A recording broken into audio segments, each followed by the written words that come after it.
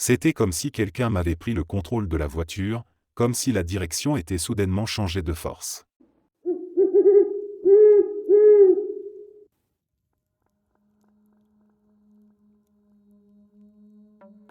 Ma mère m'a toujours dit de chercher des signes. Elle n'était pas religieuse, mais elle avait une foi profonde dans l'univers, dans l'idée que nous sommes constamment entourés d'entités spirituelles prêtes à nous guider. Elle croyait que les anges, les guides spirituels, ou d'autres formes d'énergie bienveillante nous envoyaient des messages de manière subtile, si nous savions les voir. Pour elle, ces signes pouvaient prendre n'importe quelle forme, un numéro de plaque d'immatriculation qui se répétait, un mot particulier qui revenait sur les panneaux publicitaires, une chanson à la radio, ou encore un titre de journal qui semblait parler directement à ce que l'on vivait. Mais ce qu'elle trouvait le plus significatif, c'étaient les plumes blanches. Elle disait que lorsque l'on avait une demande particulière, un doute ou une question, et qu'on demandait aux anges de nous aider, ils répondaient en nous envoyant des plumes blanches. À ses yeux, c'était une preuve directe qu'ils nous avaient entendus. Je n'y croyais pas vraiment. Peut-être parce que, dans ma vision très rationnelle du monde, tout cela me semblait un peu trop mystique. Je pensais qu'il s'agissait là de croyances touchantes mais un peu déconnectées de la réalité. J'avais toujours du mal à accepter l'idée qu'il pouvait y avoir une force invisible qui veillait sur nous, ou qu'on pouvait vraiment recevoir des signes. Mais ma mère, elle, vivait pleinement cette réalité, et chaque fois qu'elle traversait une épreuve ou qu'elle avait un doute, elle se tournait vers cette idée. Elle m'encourageait à faire pareil, même si je n'étais pas vraiment convaincu. Les années ont passé, et, après le lycée, je suis parti rejoindre l'armée. C'était, pour moi, une manière de me prouver que je pouvais accomplir quelque chose de significatif. J'avais toujours été celui qui avait du mal à trouver sa place, celui qui n'arrivait pas à se démarquer. L'armée représentait l'occasion de relever un défi de taille. Mais peu de temps avant la fin de mon entraînement, je me suis blessé à la hanche. C'était une blessure qui semblait mineure au début, mais rapidement, elle a commencé à affecter mes performances. Je savais qu'il y avait une marche de 20 miles à venir et 5 jours de terrain très intenses, et je ne pouvais pas me permettre de me blesser à ce stade. J'étais terrifié à l'idée de ne pas pouvoir finir l'entraînement, de devoir rentrer chez moi et d'échouer après tout ce que j'avais fait pour en arriver là. L'anxiété m'a envahi, je me sentais perdu et incertain de ce que l'avenir me réservait. Dans cet état d'esprit, je me suis rappelé les paroles de ma mère. « Demande à tes anges de t'aider », elle me le disait toujours. Alors, dans un moment de désespoir, je me suis retrouvé seul dans ma chambre et, presque par instinct, j'ai murmuré une demande, « Aidez-moi, je ne sais pas comment faire face à cela. Montrez-moi le chemin. » Ce n'était pas une prière religieuse, mais plutôt un acte de foi, une sorte de demande de guidance. Moins de 2 minutes après avoir formulé cette pensée, j'ai remarqué quelque chose de bizarre. Sur mon lit, juste au centre de ma couverture, il y avait une petite plume blanche. C'était une plume parfaitement blanche, d'une texture fine, qui ne ressemblait à aucune plume que j'aurais pu voir auparavant dans l'environnement. Cela m'a frappé. Je me suis d'abord dit que c'était une coïncidence, mais j'ai aussi ressenti comme un étrange frisson. Je n'avais pas vu de plume blanche avant ce moment. Et encore plus étrange, dans les jours qui ont suivi, j'ai commencé à en voir de plus en plus souvent, partout où je regardais. Une autre plume sur mon uniforme, une autre sur mon matériel, une autre encore au pied de mon lit, et même en dehors, en marchant dans la cour. Chaque jour, il y en avait une nouvelle, parfois plusieurs, qui apparaissaient là où je migrais qu'attendait le moins. Cela ne pouvait pas être un simple hasard. J'avais l'impression que l'univers répondait, ou que quelque chose d'invisible était en train de m'envoyer des signes. Je me suis dit que c'était probablement le stress qui me faisait voir des choses, ou peut-être que les plumes avaient toujours été là, et que je n'y avais jamais prêté attention. Pourtant, ces plumes semblaient avoir une signification particulière, elles étaient comme des indices d'une présence que je ne comprenais pas encore, mais qui semblait me suivre, me rassurer. Je me suis donc pris à y penser différemment. J'ai commencé à explorer des théories qui expliqueraient cet étrange phénomène. La théorie de la simulation, par exemple, est une idée que j'avais lue et qui me paraissait alors fascinante. L'idée que la réalité dans laquelle nous vivons pourrait être une sorte de programme ou de matrice dans laquelle nous évoluons comme des personnages. Selon cette théorie, tout ce que nous percevons autour de nous, tout ce que nous vivons, pourrait être influencé ou contrôlé par un code qui dépasse notre compréhension. Et si ces plumes blanches n'étaient pas seulement des coïncidences? Et si, en fait, elles étaient le résultat d'un bug dans cette matrice, ou une manifestation d'un phénomène que l'on ne comprend pas encore? Peut-être que nous avons un pouvoir que nous ne maîtrisons pas totalement, un pouvoir de communiquer avec cette réalité ou de la modifier d'une manière ou d'une autre, même inconsciemment. Peut-être, finalement, que tout ce que ma mère me disait avait un sens que je n'étais pas prêt à comprendre. Peut-être que ce n'était pas juste une croyance naïve, mais une forme de vérité cachée derrière le voile de notre perception. Si nous avons réellement un pouvoir sur cette réalité, alors les signes que nous recevons peuvent être vus comme des confirmations, des validations de nos décisions ou des réponses à nos demandes. Peut-être que l'univers, ou la matrice, nous offre des moyens de nous aider, de nous guider, si seulement nous savons comment le demander et comment les recevoir. En tout cas, pour moi, ces plumes n'étaient plus qu'un simple phénomène. Elles étaient la preuve que quelque chose de plus grand que nous, que ce soit des anges, des guides spirituels, ou simplement un réseau de forces invisibles, nous écoutait, nous comprenait et répondait. Peu importe ce que c'était, ces signes m'ont accompagné jusqu'au bout de mon parcours. Et chaque plume, chaque rencontre avec un signe, m'a donné la force de continuer, de croire que peut-être, nous sommes bien plus connectés à l'univers que ce que nous imaginons.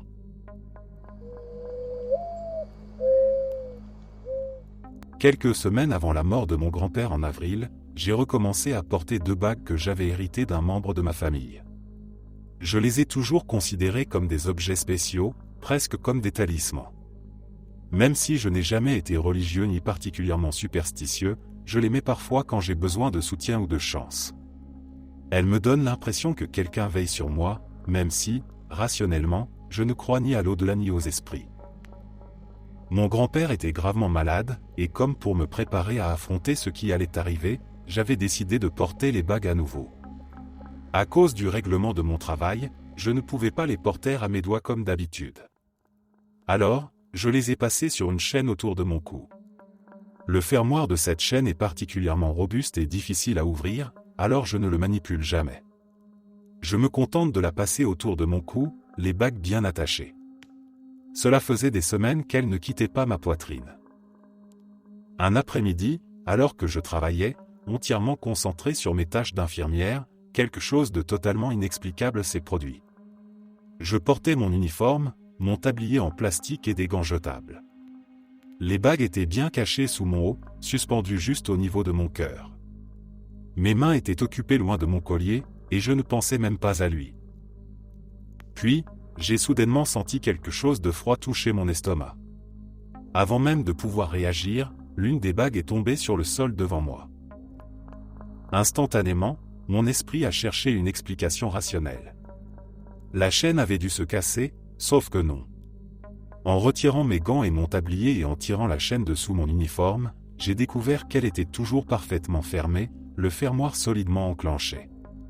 Plus étrange encore, l'autre bague était toujours là, fixée comme si de rien n'était. Comment une seule bague avait-elle pu se détacher sans que la chaîne ne s'ouvre?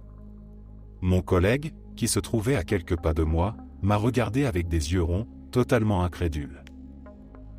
Dans un mélange de nervosité et d'incrédulité, j'ai tenté de plaisanter, peut-être que quelqu'un essaie de me dire quelque chose. Je n'y croyais pas vraiment, du moins pas encore. Pas 5 minutes plus tard, mon téléphone a sonné. C'était ma famille. Mon grand-père venait de se dégrader gravement et ils m'ont demandé de rentrer chez moi immédiatement. Depuis cet événement, je ne peux m'empêcher de penser que nous vivons dans une sorte de simulation.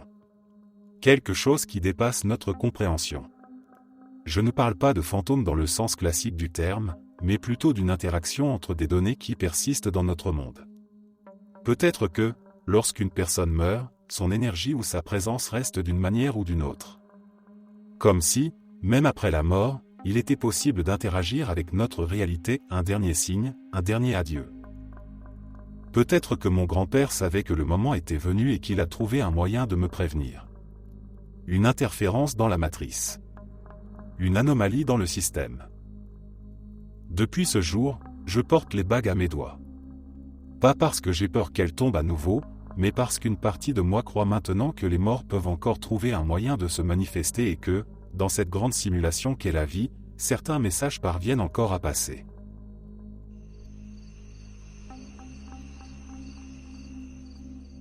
Quand j'étais au lycée, j'ai participé à une production théâtrale. Nous avions un budget minuscule et comptions sur les dons des magasins locaux et des friperies pour les costumes, les accessoires et les décors. Pour cette pièce, il nous fallait évidemment une quantité impressionnante de plantes. Les fleuristes du coin nous avaient donné des fleurs fanées et des plantes inutilisées, tandis que notre réserve d'accessoires contenait quelques plantes artificielles usées. En guise de coup de pouce, l'université locale nous avait même offert l'accès à l'une de leurs scènes professionnelles, avec un éclairage de qualité et des sièges confortables. C'était une opportunité incroyable, et après des semaines de répétition, nous étions prêts. Les représentations se sont enchaînées avec succès, et tout se déroulait à merveille. Puis vint la dernière nuit. C'était ma dernière production avant de quitter le lycée, et je voulais profiter de chaque instant. Entre mes scènes, au lieu de me reposer comme d'habitude, j'ai décidé de regarder mes camarades jouer depuis les coulisses, cachés derrière le décor.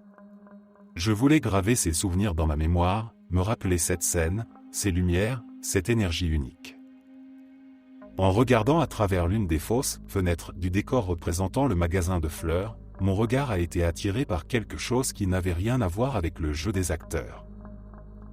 Là, à quelques mètres de l'action, une fleur dans un pot en terre cuite bougeait. Au début, j'ai pensé que mon esprit me jouait des tours, fatigué par les semaines de répétition et le stress de la représentation.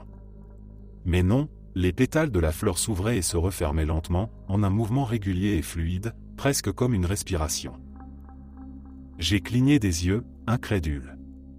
J'ai même frotté mes yeux comme dans un vieux dessin animé, persuadé que j'étais victime d'une hallucination. Mais quand j'ai regardé à nouveau, elle bougeait toujours. Ce n'était pas une plante mécanique ou un accessoire spécial. J'en étais certain. J'avais personnellement participé à la mise en place de la scène et à l'organisation des accessoires à chaque représentation. Je savais exactement quelles plantes étaient fausses et lesquelles étaient réelles. Celle-ci était bien réelle. Et pourtant, elle bougeait. Lentement. Délibérément. Comme si elle réagissait à quelque chose d'invisible ou à quelqu'un. Le plus frustrant, c'est que je ne pouvais pas aller vérifier. Nous étions en pleine scène, et tout déplacement de ma part aurait été trop risqué. Je suis resté là, pétrifié, les yeux fixés sur cette fleur vivante, essayant de trouver une explication rationnelle. Le mouvement était trop organique, trop précis pour être un simple effet mécanique. Après ce qui m'a semblé une éternité, la scène s'est terminée et l'action s'est déplacée ailleurs sur la scène. Mais à ce moment-là, la fleur avait cessé de bouger, comme si elle savait que son spectacle était terminé. Le lendemain, le démontage de la scène a été rapide. Nous avions tellement d'aide de la part des étudiants en théâtre de l'université que tout a été rangé avant que je ne puisse retrouver ce pot de fleurs particulier. Je l'ai cherché, mais il avait disparu parmi les dizaines d'autres accessoires. J'ai fini par en parler à un ami proche, qui m'a écouté poliment avant de hausser les épaules en disant que j'avais dû imaginer ça à cause du stress ou de l'épuisement. Peut-être qu'il avait raison, mais au fond de moi, je savais que non. J'avais vu cette fleur bouger. C'était réel. J'avais observé chaque détail, chaque mouvement calculé, chaque respiration de cette chose. Je ne pouvais pas l'oublier, et même aujourd'hui, après toutes ces années, ce souvenir me hante encore.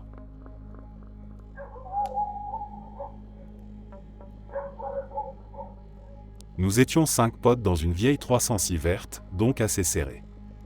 Notre pote pilotait assez vivement, on était ballottés d'un côté puis de l'autre, mais dans un virage, le drame, une voiture Renault 5 blanche, également remplie de jeunes, prend le virage sans savoir qu'on y serait aussi. Il nous voit, et le chauffeur met un coup de volant. Là, on voit la portière passager s'ouvrir, on entend crier puis un bruit sourd. On finit le virage et faisons demi-tour. J'avoue qu'on a pris quelques secondes, car c'était chaud ce qu'on allait trouver.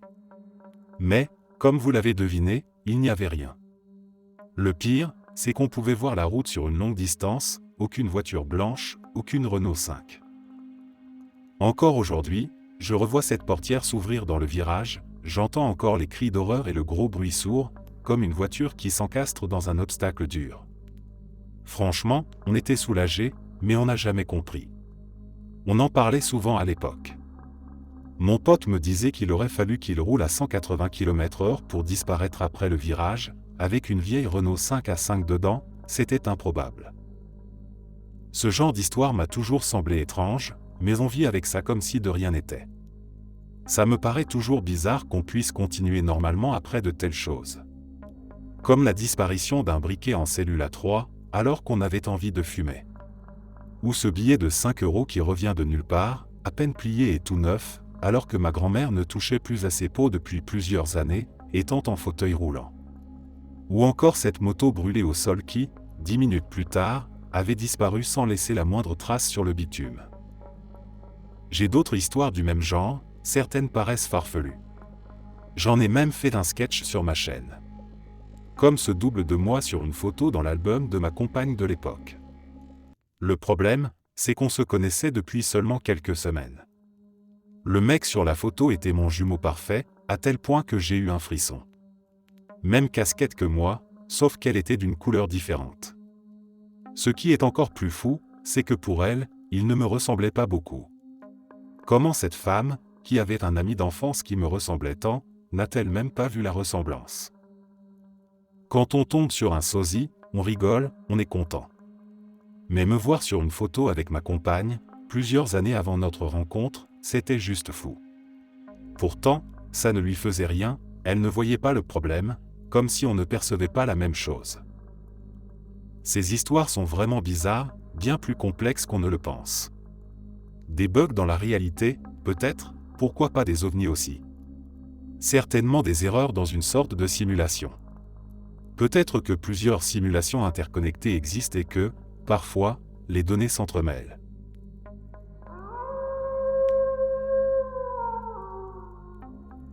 Un après-midi, ma mère, ma sœur et moi étions tous les trois debout en cercle dans la cuisine. Nous venions d'acheter un paquet de cigarettes tout frais au magasin du coin. Ma mère tenait le paquet dans sa main et s'apprêtait à l'ouvrir. Nous la regardions avec impatience, discutant tranquillement. Quand elle a soulevé le couvercle du paquet, elle a tout de suite remarqué quelque chose d'étrange, 2 cigarettes manquaient. Nous avons échangé des regards surpris. Le paquet était scellé lorsque nous l'avions acheté, alors comment 2 cigarettes avaient-elles pu disparaître? Nous étions en train de réfléchir à cette bizarrerie quand, soudain, 2 cigarettes sont sorties de sous le réfrigérateur et ont roulé doucement jusqu'au centre du cercle que nous formions. Elles se sont arrêtées net, parfaitement alignées entre nous trois. Nous sommes restés figés, stupéfaits. Le réfrigérateur était collé au mur, et l'espace en dessous était étroit, presque inaccessible. De plus, avec la disposition de la cuisine, il était tout simplement impossible que quelque chose puisse se retrouver sous le frigo sans que nous l'ayons remarqué avant. Nous avons passé de longues secondes à examiner la scène, cherchant une explication logique, mais il n'y en avait aucune. Les cigarettes avaient surgi de nulle part, comme si elles avaient été rendues par quelque chose d'invisible. Encore aujourd'hui, nous en parlons parfois, toujours sans réponse.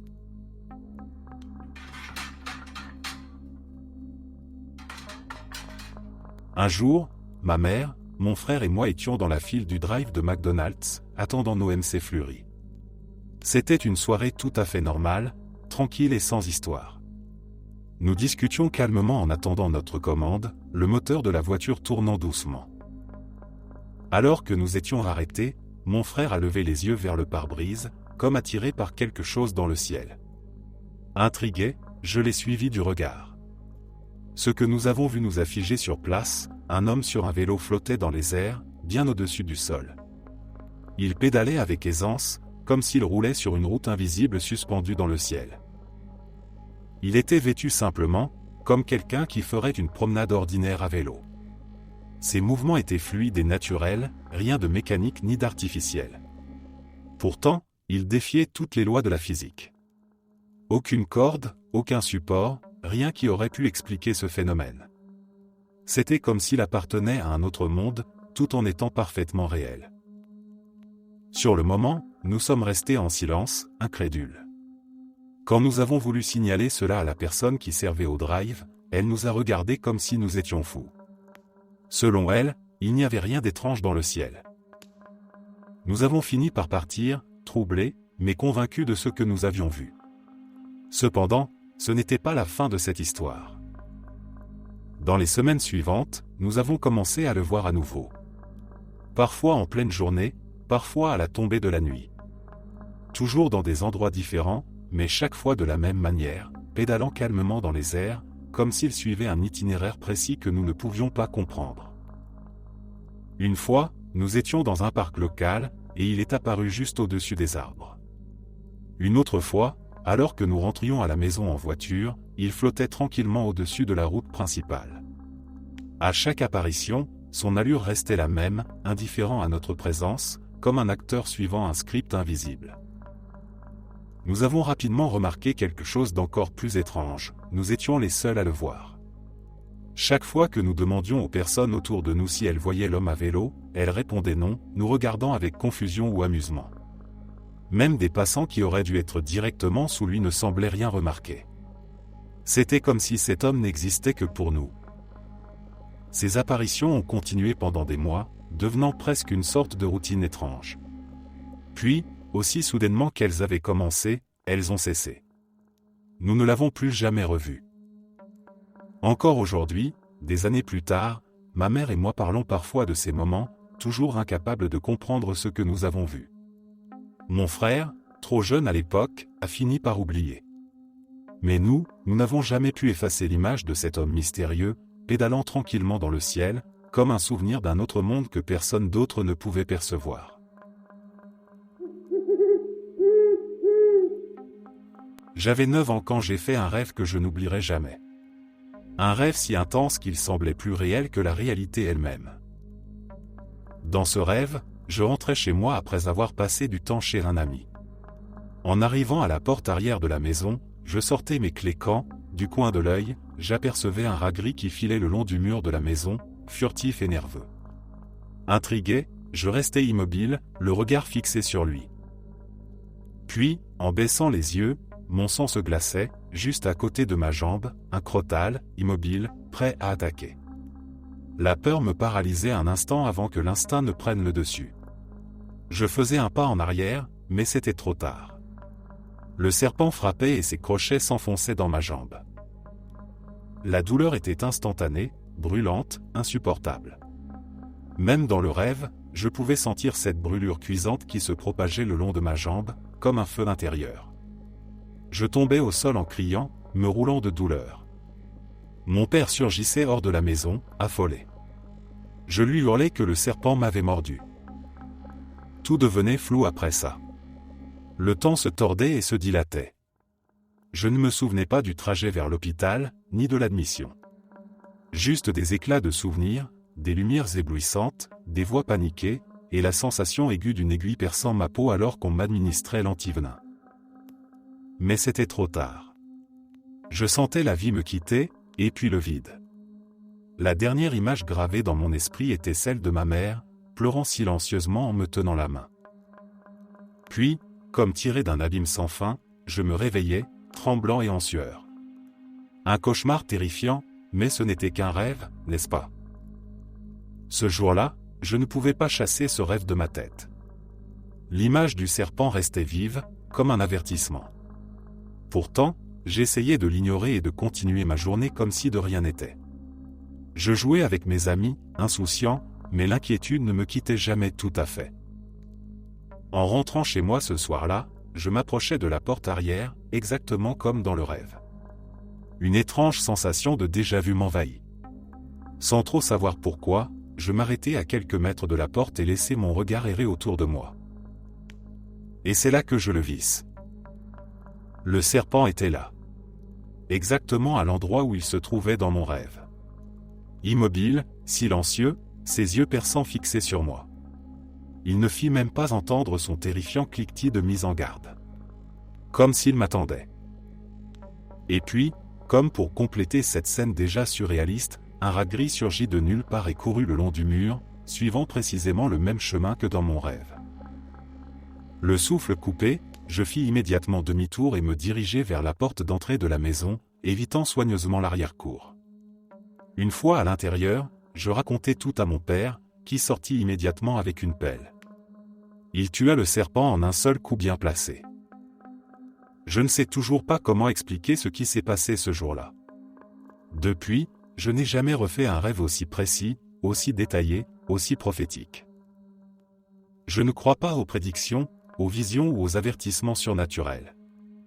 Mais cette nuit-là, il semble que quelque chose ou quelqu'un m'ait montré un avenir que j'ai réussi à éviter de justesse. Le souvenir de ce moment me hante encore aujourd'hui.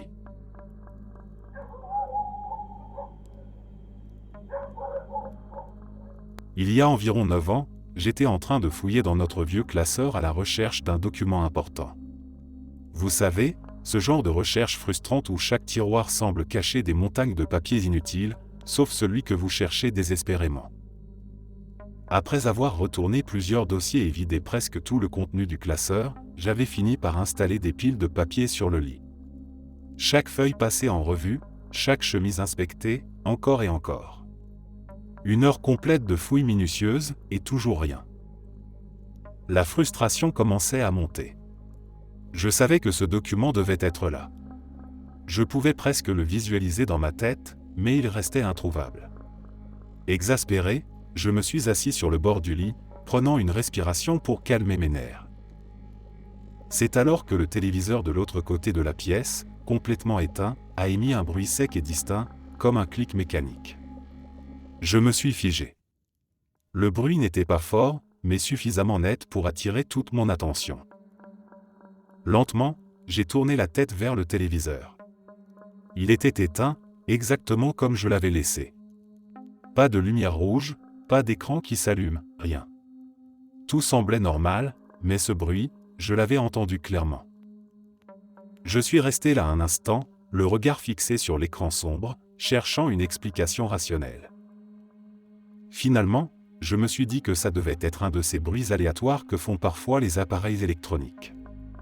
Soupirant, j'ai détourné le regard et me suis remis à chercher parmi les papiers. Et là, le document que je cherchais depuis plus d'une heure était juste là. Posé en haut de la pile, bien en évidence, comme s'il venait d'être déposé avec soin. Je suis resté immobile, les yeux rivés sur ce papier, le cœur battant. J'avais fouillé cette pile au moins 3 fois auparavant. Ce document n'était pas là. Je le savais. Alors, comment ? Un frisson m'a parcouru l'échine. Pas de peur, mais de cette étrange sensation qu'on ressent lorsqu'on se trouve face à quelque chose qui défie toute explication logique. Je n'avais pas besoin de comprendre. Sans même réfléchir, j'ai levé les yeux vers le plafond et murmuré un simple « merci ». Puis, calmement, j'ai rangé les papiers inutiles et glissé le document dans mon sac, sans poser plus de questions.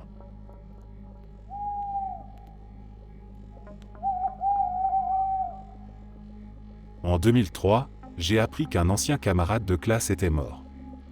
Une amie de sa petite amie de l'époque me l'avait annoncé avec une tristesse évidente. Il était décédé dans son sommeil, à seulement 23 ans. Lorsqu'elle m'a raconté cela, j'ai instinctivement demandé si des substances étaient impliquées, mais elle a nié. Non, son cœur a juste lâché, a-t-elle murmuré, visiblement submergée par l'émotion. C'était tragique.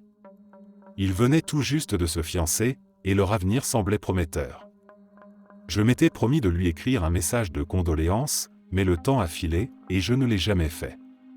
Les jours ont continué à s'écouler, et l'histoire s'est effacée dans les souvenirs de cette époque. Quelques années plus tard, lors d'une conversation nostalgique, j'ai évoqué son décès avec un ami commun. J'avais remarqué son malaise immédiat. Il avait changé de sujet presque aussitôt, comme si c'était encore un sujet trop douloureux ou gênant à aborder. Je n'avais pas insisté. Puis, il y a quelques années, j'ai reçu une demande d'ami sur les réseaux sociaux. Son nom est apparu à l'écran. C'était lui.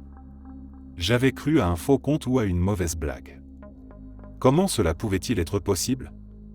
Persuadé qu'il s'agissait d'une erreur ou d'un canular, j'avais ignoré la demande. Mais aujourd'hui, j'ai découvert qu'il était bel et bien vivant. Pas seulement vivant, il avait même épousé la femme avec qui il était censé partager ses derniers instants. Celle qui, autrefois, semblait brisée par sa disparition.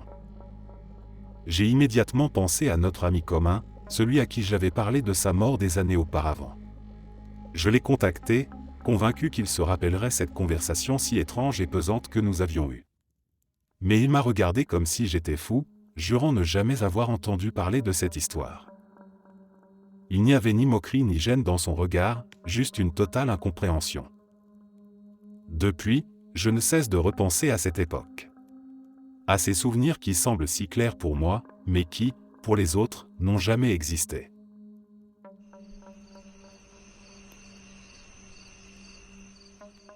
Un matin, alors que j'étais encore allongé dans mon lit, j'ai ressenti quelque chose que je n'avais jamais connu auparavant. Une présence, quelque chose de sombre, d'hostile, comme un poids invisible posé au pied de mon lit.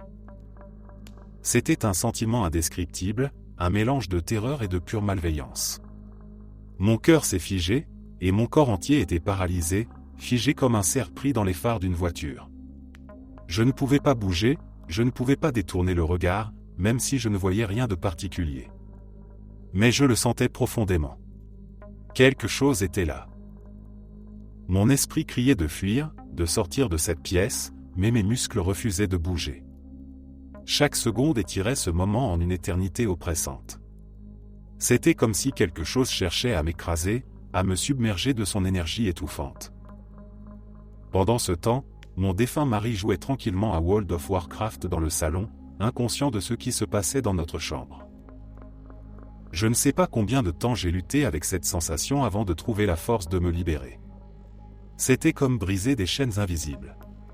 Avec un sursaut de panique, je me suis levé d'un bond et j'ai couru hors de la chambre à toute vitesse, le souffle court, les larmes coulant sur mes joues. J'ai foncé dans le salon et me suis jeté dans les bras de mon mari, en sanglotant de peur. Je lui ai expliqué à travers des hoquets étouffés que quelque chose était dans notre chambre, quelque chose de mauvais, de menaçant. Je m'attendais à ce qu'il me rassure, à ce qu'il me dise que ce n'était qu'un mauvais rêve ou une crise de panique. Mais à peine 30 secondes après que je l'ai rejoint, le détecteur de fumée de la chambre s'est déclenché brutalement, perçant le silence de la maison d'un bip strident. Nous avons tous deux sursauté et senti immédiatement une odeur âcre de soufre et de brûlé. Une odeur chimique forte, comme celle d'un court-circuit électrique. Mon cœur battait encore plus vite. L'odeur provenait exactement de l'endroit où j'avais ressenti cette présence. Nous nous sommes précipités vers la chambre, prêts à faire face à un début d'incendie, mais il n'y avait rien. Pas de feu, pas de fumée. Aucun appareil n'était débranché, aucun fil exposé. Tout était en ordre. Mais l'odeur, cette odeur désagréable persistait, flottant dans l'air comme un avertissement silencieux. Puis, tout aussi soudainement qu'elle était apparue, l'odeur s'est dissipée. La pièce est redevenue normale, calme, ordinaire. La pression qui pesait sur mes épaules s'était envolée. Je n'ai jamais ressenti cette présence à nouveau. Cette terreur absolue, cette énergie sinistre, ne sont jamais revenues, mais je n'oublierai jamais ce que j'ai vécu ce matin-là. Je ne peux pas expliquer ce qui s'est passé. Je ne suis pas particulièrement superstitieuse, et je ne crois pas facilement aux fantômes ou aux esprits. Mais ce jour-là, j'ai ressenti quelque chose de bien réel. Mon mari était là, il a vu et senti les mêmes choses que moi.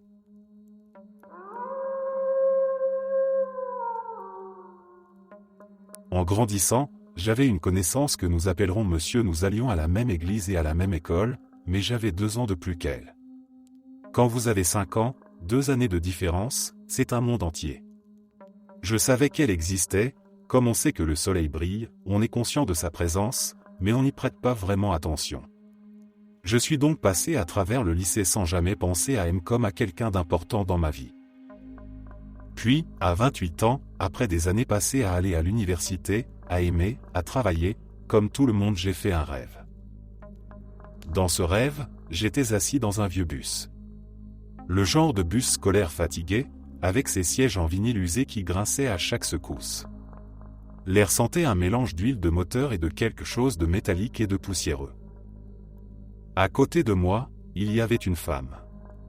Ses cheveux foncés étaient parsemés de mèches grises, plus courts que dans mon souvenir. Il m'a fallu quelques instants pour la reconnaître. Cela faisait au moins 20 ans que je n'avais pas vu la mère de M, mais c'était elle.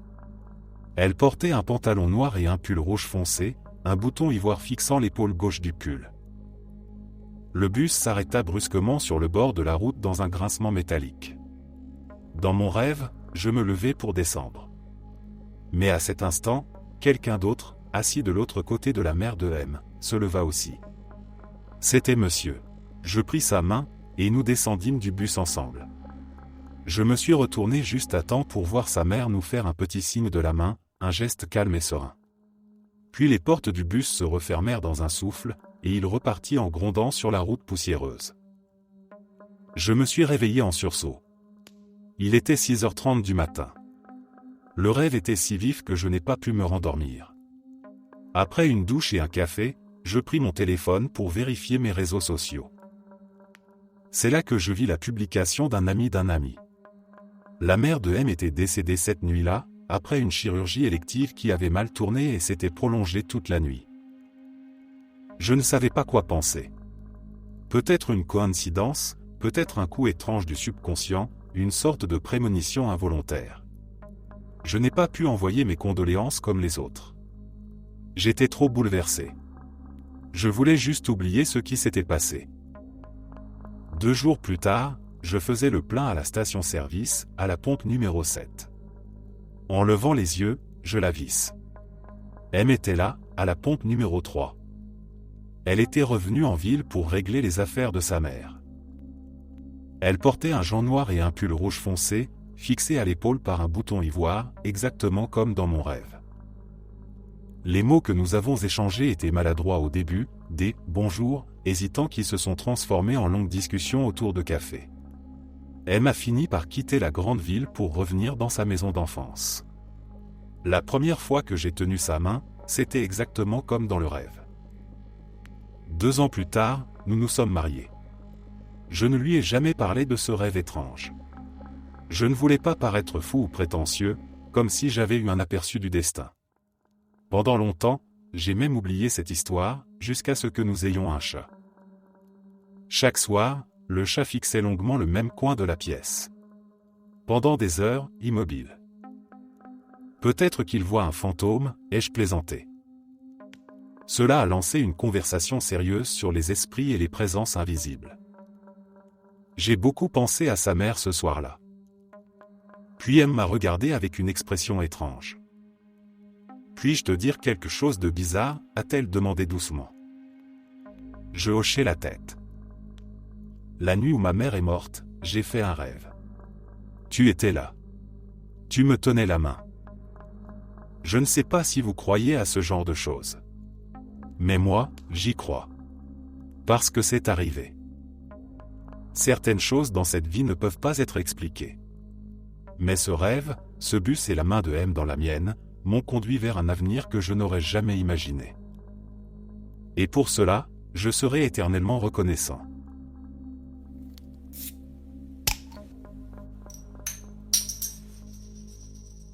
Je travaille comme garçon de salle dans un petit restaurant familial à la campagne.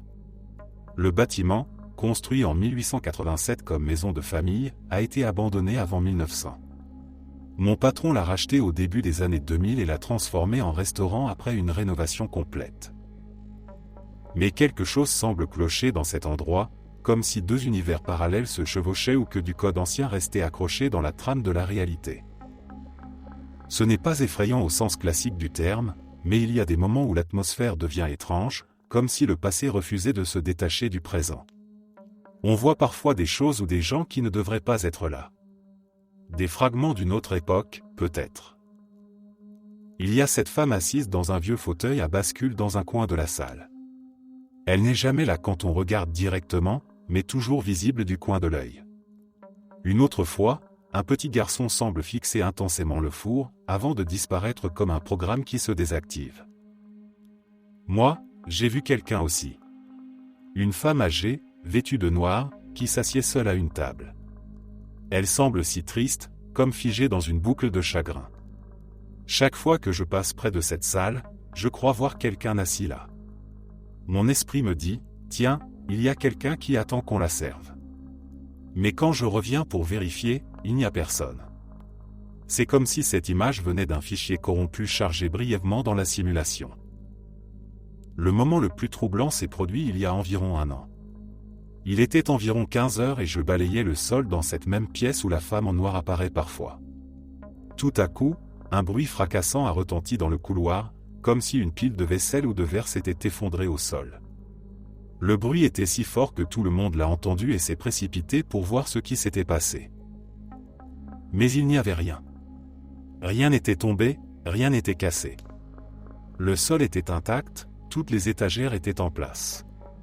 C'était comme si le bruit appartenait à un autre espace-temps, un écho coincé dans le système. Puis, 1 mois plus tard, une violente tempête a frappé la région. Un arbre massif s'est abattu directement sur cette pièce, défonçant la fenêtre exactement là où je balayais ce jour-là. L'endroit où la femme en noir semble toujours apparaître.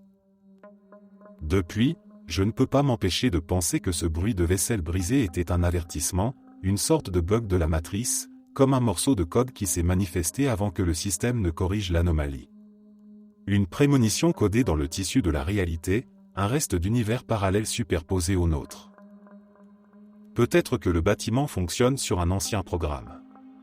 Peut-être que certains événements laissent une empreinte dans l'architecture de l'espace-temps, un fichier oublié, toujours actif, même après des décennies.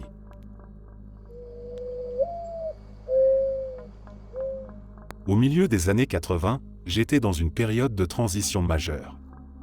J'avais quitté l'école, démarré une nouvelle carrière et j'étais fiancé à mon amour de lycée. Extérieurement, tout semblait se dérouler parfaitement, mais intérieurement, j'étais rongé par l'anxiété.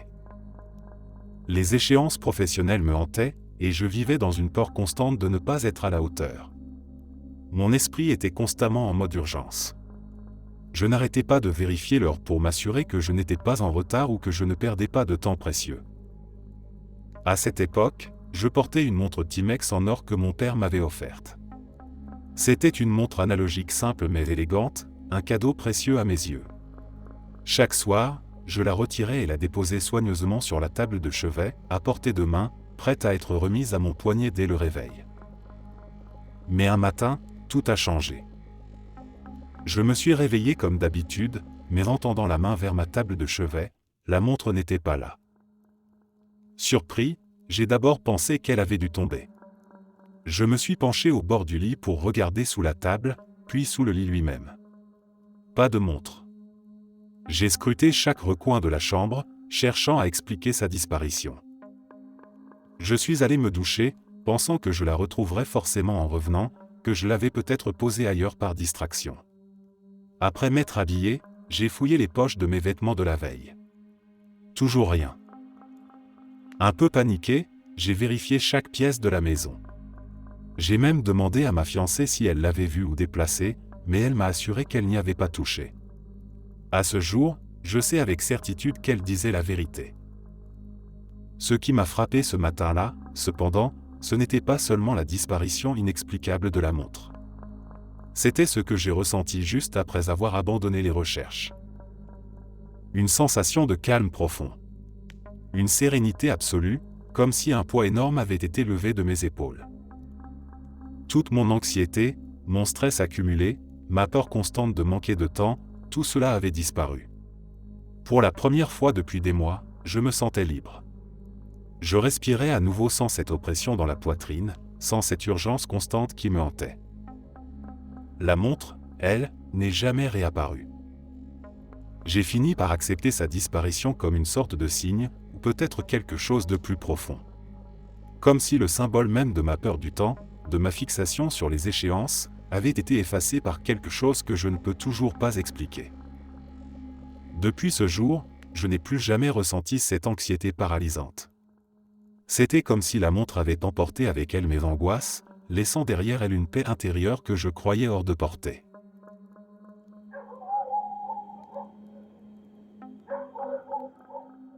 Un matin ordinaire, je prenais les transports en commun pour aller à l'école, comme d'habitude.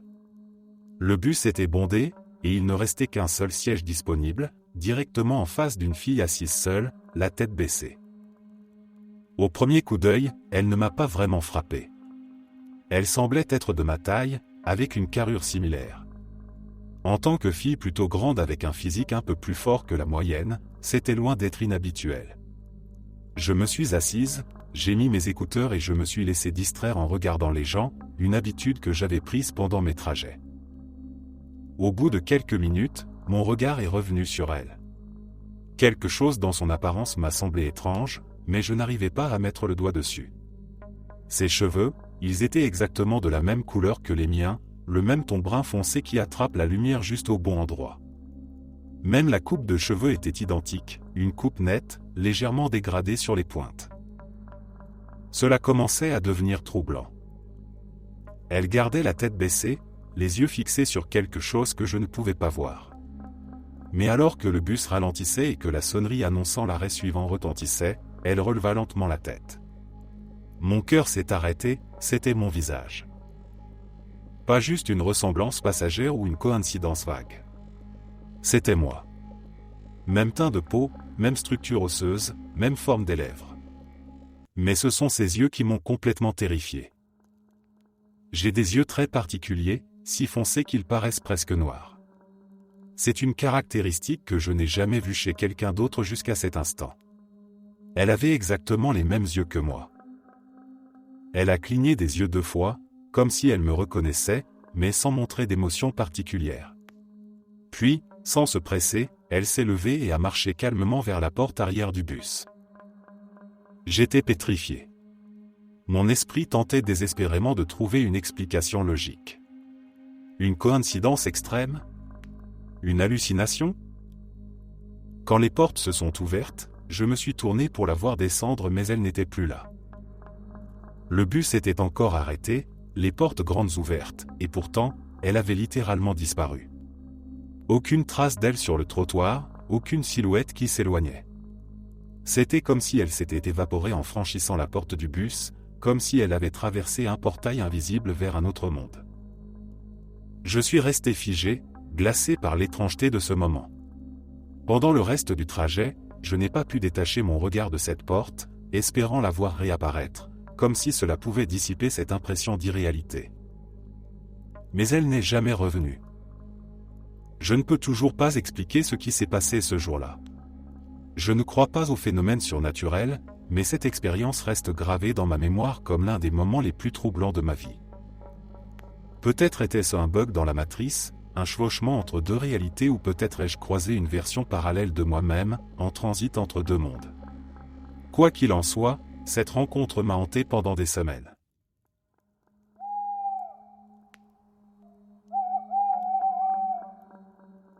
Quand j'avais 9 ou 10 ans, nous avons eu une grande réunion de famille dans la vieille maison victorienne de ma grande-tante. C'était la maison où elle avait grandi avec ses frères et sœurs, et qu'elle avait héritée après la mort de ses parents. Cette maison semblait immense à mes yeux d'enfant, avec ses pièces sombres remplies de meubles anciens et de souvenirs du passé. Ce jour-là, je me suis rapidement ennuyé. Il n'y avait pas d'autres enfants de mon âge, juste des adultes qui bavardaient et riaient dans le jardin. Cherchant à m'occuper, j'ai décidé d'explorer la maison tout seul. En errant à l'étage, je suis tombé sur une pièce qui ressemblait à un vieux bureau ou à une bibliothèque. L'endroit était rempli d'étagères poussiéreuses, de livres et de vieux objets que je trouvais fascinants. Sur un grand bureau en bois, j'ai découvert une machine à écrire des chèques. C'était un appareil noir et or, avec de petits leviers en métal qui permettaient de sélectionner des chiffres avant de tirer sur un levier principal pour imprimer le montant. Curieux, j'ai pris quelques feuilles de papier qui traînaient sur le bureau et j'ai commencé à m'amuser à imprimer des chiffres, écoutant le bruit sec du mécanisme. C'était comme un jeu pour moi. Alors que j'étais concentré sur la machine, j'ai entendu une voix claire, presque juste derrière moi, venant du couloir. « Tu n'es pas censé jouer avec des armes, Bill. » Je me suis figé. Mon nom n'était pas Bill. Et je ne jouais certainement pas avec une arme à feu. Surpris, j'ai répondu presque automatiquement, « Je ne le fais pas. » Le silence est revenu. Troublé, j'ai regardé autour de moi et me suis levé pour voir qui m'avait parlé. Je suis sorti dans le couloir, mais il n'y avait personne. La maison était calme, la lumière du soleil traversant les rideaux lourds et poussiéreux. Je me suis dit que c'était peut-être un voisin ou un enfant plus jeune qui jouait à se cacher. Intrigué, je suis descendu dans le jardin où tous les adultes discutaient, mais aucun enfant ne jouait dans les environs. Personne d'autre n'était là. Avec le temps, j'ai fini par oublier cet incident, le rangeant dans la catégorie des choses étranges qu'on vit enfant et qu'on ne comprend pas vraiment. Ce n'est qu'à mes 18 ou 19 ans que cette étrange mémoire est revenue me hanter. Lors d'une conversation familiale, ma mère m'a raconté une histoire tragique sur son père, mon grand-père Bill. Quand il était enfant, il avait accidentellement tiré sur un ami avec le pistolet de son père alors qu'il jouait dans cette même maison. J'ai senti un frisson me parcourir. Des années plus tard, alors que j'étais dans la quarantaine, je conduisais ma grande-tante, désormais âgée dans les 90 ans. La conversation s'est tournée vers la maison et les souvenirs du passé. Hésitant, mais curieux, je lui ai demandé « Où s'est passé l'accident de grand-père Bill ?» Elle a réfléchi un instant, puis a répondu doucement « Dans le bureau à l'étage. Là où ton arrière-grand-père gardait son arme. » Mon cœur s'est serré. C'était exactement la pièce où je jouais avec la machine à écrire les chèques ce jour-là, là où j'avais entendu cette voix d'enfant. Je ne suis pas particulièrement religieux ou superstitieux, mais il y a des choses dans la vie qui semblent défier toute explication rationnelle. Cette expérience est restée gravée dans ma mémoire, trop précise et trop personnelle pour être une simple coïncidence.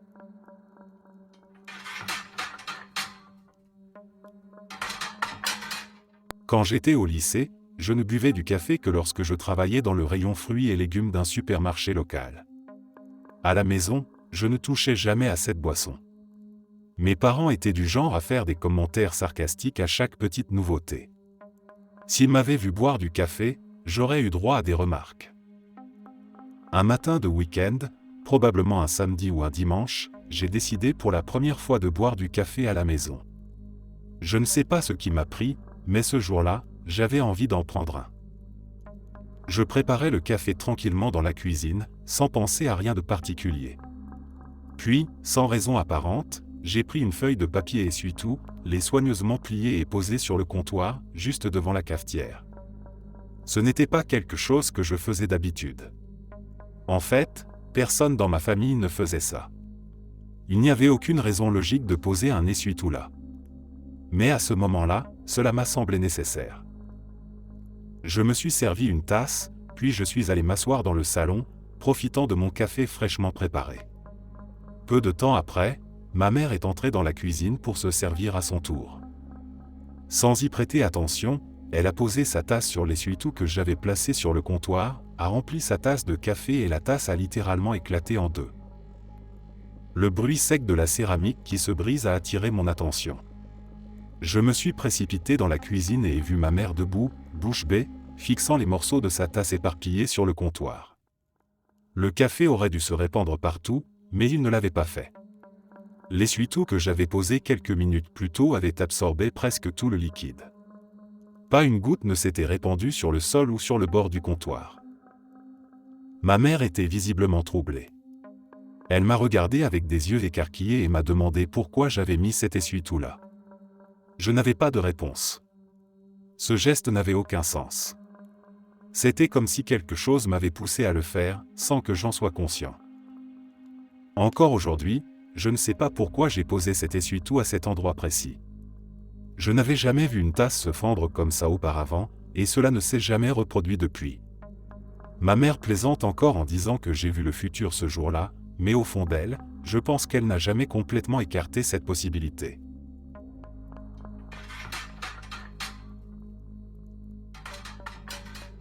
Je travaillais comme technicien en études du sommeil dans plusieurs cliniques spécialisées. Mon travail consistait à surveiller les patients pendant leur sommeil, enregistrer leurs signes vitaux et analyser leurs données pour aider à diagnostiquer divers troubles du sommeil. C'était un emploi de nuit assez tranquille, bien que parfois solitaire. Quand j'ai été embauché, mes collègues m'ont rapidement mis en garde contre une clinique en particulier. Ils parlaient d'un endroit hanté, un ancien manoir victorien transformé en bureaux médicaux. Certains refusaient carrément d'y travailler. Je pensais que c'était juste une blague ou une histoire inventée pour effrayer les nouveaux. Pendant près d'un an, j'ai réussi à éviter cette clinique jusqu'au jour où l'un des techniciens qui y travaillait a brusquement démissionné. On m'a demandé de le remplacer dès cette nuit-là. Quand j'ai vu l'endroit pour la première fois, un sentiment de malaise a commencé à monter dans ma poitrine. Le bâtiment était un ancien manoir victorien imposant, construit il y a environ 130 ans. D'après mes recherches, il avait appartenu à un politicien local avant d'être transformé en appartement, puis en bureaux médicaux. Je me suis répété que ce n'était qu'un vieux bâtiment. En entrant dans le hall sombre, j'ai allumé les lumières. Les vieilles ampoules vacillantes projetaient une lumière jaunâtre qui accentuait les ombres étranges sur les murs couverts de lambris. Je suis monté à l'étage sur un escalier grinçant pour atteindre la clinique du sommeil. L'air y était froid et stagnant. Je me suis familiarisé avec les différentes pièces, essayant de rester rationnel. C'était un bâtiment ancien, donc naturellement, tout semblait un peu démodé et délabré. Mais lorsque je suis entré dans l'ancienne cuisine, transformée en salle de préparation et de stockage, j'ai ressenti une étrange sensation d'oppression, comme si quelque chose me guettait. Puis, je suis entré dans la dernière pièce, celle où les patients dormaient. Dès que j'ai franchi le seuil, j'ai su que quelque chose n'allait pas. L'atmosphère y était glaciale, bien plus froide que dans le reste du bâtiment, même en été. Les fenêtres étaient pourtant bien isolées. Je me suis dit que c'était juste une question de courant d'air. Les portes de cette pièce s'ouvraient d'elles-mêmes. La première fois, je me suis convaincu que les charnières étaient mal alignées. Mais cela arrivait trop souvent pour être un simple problème technique. Parfois, j'entendais des bruits de pas sur les vieux planchers alors que j'étais seul dans le bâtiment, les patients profondément endormis dans leur chambre. Je me disais que c'était le bois qui travaillait. Il y avait aussi cette étrange infestation de punaises et d'insectes qui ne touchaient jamais les autres pièces, seulement celle-ci. La télévision de la chambre tombait constamment en panne. Les ampoules ne cessaient de griller, peu importe combien de fois on les remplaçait. Les patients se plaignaient souvent après avoir dormi dans cette chambre spécifique. Ils disaient qu'il faisait trop froid, qu'ils avaient du mal à se détendre, ou pire qu'ils avaient l'impression d'être observés. Ces plaintes n'arrivaient jamais avec l'autre chambre de la clinique. Puis, il y a eu cette nuit qui a tout changé. C'était vers la fin de mon service. J'ai réveillé une patiente qui avait passé la nuit dans la mauvaise chambre. Son sommeil avait été agité selon les données de son étude. Curieux de savoir pourquoi, je lui ai demandé comment elle se sentait. Son visage était pâle et marqué par l'épuisement. Elle a hésité avant de me dire, d'une voix tremblante. « Je n'ai pas bien dormi, je n'arrêtais pas de rêver qu'il y avait des cadavres dans les murs. » Le sang s'est glacé dans mes veines. J'ai dû retourner dans cette pièce pour la nettoyer et ranger l'équipement. Je me sentais épié à chaque seconde. Chaque bruit me faisait sursauter. J'ai nettoyé le plus vite possible et j'ai pratiquement couru hors du bâtiment. C'était la dernière nuit où j'ai supporté de travailler là-bas. Je voulais démissionner, mais avant même que je puisse le faire, j'ai appris que le médecin responsable avait décidé de fermer la clinique définitivement. Je n'ai jamais su pourquoi il avait pris cette décision. Peut-être avait-il vécu quelque chose lui aussi. Je n'ai travaillé que 2 ou 3 nuits supplémentaires après cela et je ne suis jamais retourné dans ce vieux manoir. C'était lors de vacances en famille dans une station touristique animée. Toute notre famille élargie était réunie pour une semaine de détente, et l'ambiance était joyeuse et festive. Une des soirées, les adultes ont décidé de sortir au casino pendant que nous, les plus jeunes, étions laissés sous la garde de ma cousine aînée, qui avait 16 ou 17 ans à l'époque. Avant de partir, les parents ont plaisanté, « Si on gagne gros, on enverra une limousine vous chercher. » Tout le monde a ri. C'était clairement une blague. Une limousine ? Avec notre famille ? Impossible. La soirée s'est déroulée tranquillement. Nous avons regardé des films et grignoté des snacks, profitant de cette rare soirée sans surveillance stricte. Le temps passait et l'excitation initiale s'était calmée, jusqu'à ce que le téléphone de l'appartement se mette à sonner brusquement. Ma cousine a décroché, pensant que c'était peut-être nos parents qui vérifiaient que tout allait bien. Mais ce qu'elle a entendu l'a laissé bouche bée. « Bonsoir, ici le chauffeur de la limousine. Je suis là pour récupérer la famille Olvé. » Ma cousine a blêmi, puis ses yeux se sont écarquillés d'excitation. Était-ce une blague ? Ou les parents avaient-ils vraiment gagné gros ? Elle nous a raconté ce que le chauffeur avait dit, et en quelques secondes, l'appartement s'est transformé en un tourbillon de cris d'enthousiasme. Mais ma cousine, prudente, a décidé de confirmer l'information avant de nous laisser rêver trop longtemps. Elle a immédiatement appelé le téléphone portable de sa mère. Quand celle-ci a répondu, la confusion était totale. Non, ils n'avaient pas gagné d'argent. Non, ils n'avaient pas renvoyé de limousine. Ils étaient encore au casino, loin de la fin de leur soirée. Notre excitation s'est transformée en incompréhension. Si ce n'étaient pas nos parents, alors qui avait envoyé cette limousine? Ma cousine a expliqué ce que le chauffeur avait dit au téléphone. Le silence est tombé au bout du fil, puis sa mère a murmuré. Restez à l'intérieur. Ne répondez à personne. On arrive. Les adultes sont rentrés plus vite qu'on ne l'aurait cru possible. Ils ont parlé au concierge de l'immeuble pour comprendre ce qui s'était passé. C'est alors que le mystère s'est enfin éclairci. Il s'est avéré qu'une autre famille dans le même complexe, à quelques appartements seulement d'une autre, portait exactement le même nom de famille que nous. Et eux, ils avaient effectivement réservé une limousine cette nuit-là. Le chauffeur avait simplement composé le mauvais numéro d'appartement lorsqu'il était arrivé, et par une coïncidence presque impossible, il était tombé sur nous. Même après toutes ces années, je ne peux pas m'empêcher de penser à cette nuit étrange.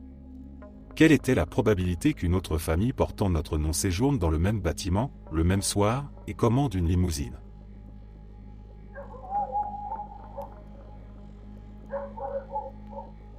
Quand j'étais enfant, j'avais une lampe à lave jaune, un cadeau que j'adorais.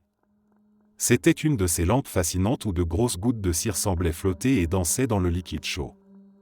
Elle me tenait compagnie pendant mes longues soirées, et j'aimais la laisser allumer la nuit car j'avais peur du noir. Un soir, alors que tout le monde dormait déjà, je m'étais assis à mon bureau avec un bloc de papier et des crayons. La lumière douce et chaude de la lampe jaune illuminait doucement la pièce. J'aimais particulièrement dessiner à la lueur de cette lampe, sa lumière tamisée créait une ambiance apaisante et intime. Je ne sais pas combien de temps j'étais resté là, concentré sur mon dessin, lorsque, sans avertissement, la lampe s'est éteinte. La pièce a été plongée dans une obscurité totale. Un frisson glacé m'a parcouru l'échine. Le silence de la maison semblait devenir plus oppressant. J'étais pétrifié. La peur du noir, toujours présente en moi, refaisait surface avec une intensité presque écrasante. Je me suis mis à appeler ma mère, paniqué. J'avais besoin qu'elle vienne voir ce qui se passait. Peut-être que l'ampoule avait grillé? Peut-être que le câble s'était débranché? Mon cœur battait à tout rompre. Ma mère est arrivée quelques instants plus tard, confuse de m'entendre crier. En tremblant, je lui ai expliqué que la lampe s'était éteinte toute seule pendant que je dessinais. Son expression a changé en un mélange d'inquiétude et de perplexité. Elle a allumé la lumière principale de ma chambre, éclairant la pièce d'une lumière blanche et crue. Elle a jeté un coup d'œil à la lampe à lave et m'a regardé, abasourdi. « Cette lampe n'a jamais été allumée », a-t-elle déclaré calmement. Je me suis figé. Si, elle était allumée, ai-je insisté. Je dessinais grâce à sa lumière. Elle a secoué la tête et m'a demandé de toucher la lampe. Mes doigts se sont posés sur le métal froid de sa base. Aucune chaleur. Elle était glaciale. Un silence étrange est tombé sur la pièce. Mon esprit tournait à toute vitesse. J'étais sûr de l'avoir vue allumée. Je savais que je dessinais sous sa lumière chaude et dorée. Mais là, devant moi, la lampe était complètement éteinte et froide. Ma mère, bien qu'un peu troublée, a fini par me rassurer, supposant que j'avais dû imaginer la lumière. Peut-être que j'avais été si absorbé par mon dessin que mon esprit avait créé cette lueur réconfortante. Mais je sais ce que j'ai vu et ce que j'ai ressenti. La lumière douce de la lampe à lave, dansant doucement dans l'obscurité. Je ne peux pas expliquer ce qui s'est passé cette nuit-là.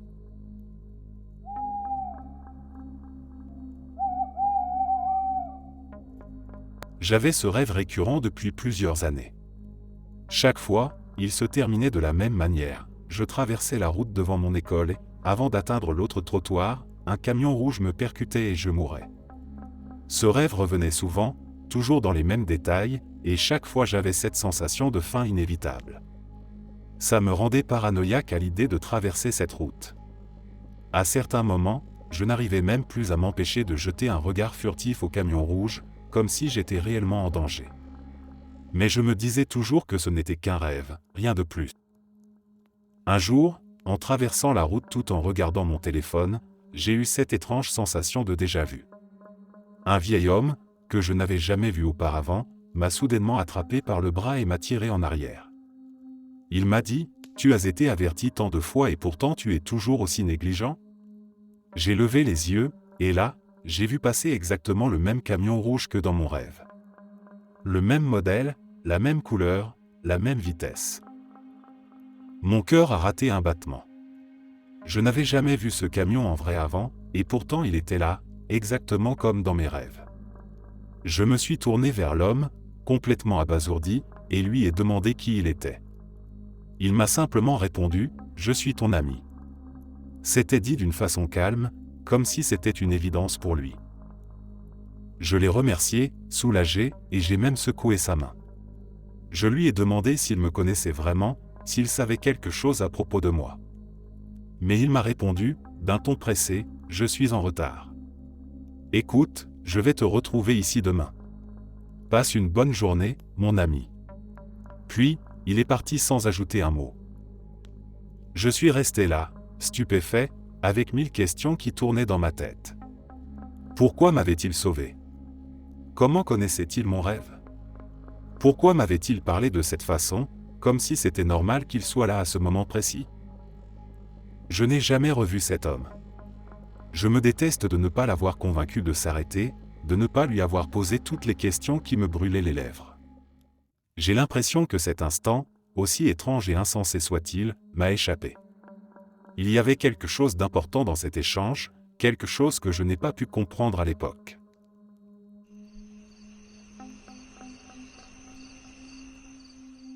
Cela s'est passé l'été dernier, et ma femme et moi en restons encore perplexes.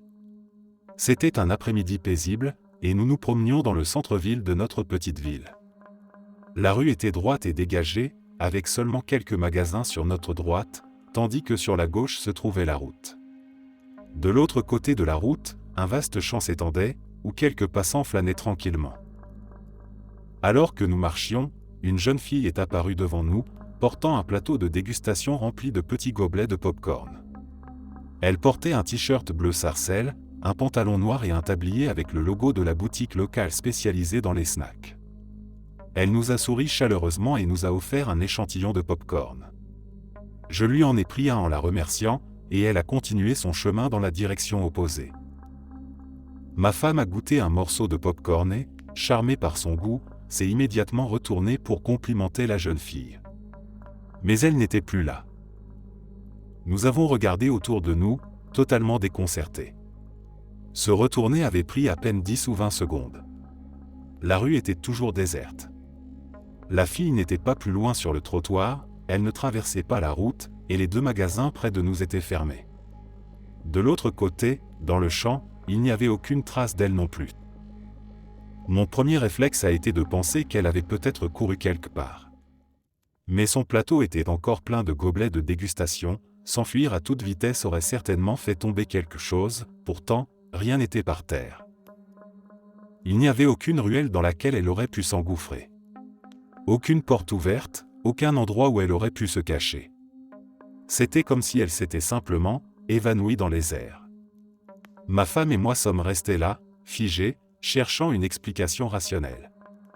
Mais aucune ne nous est venue à l'esprit.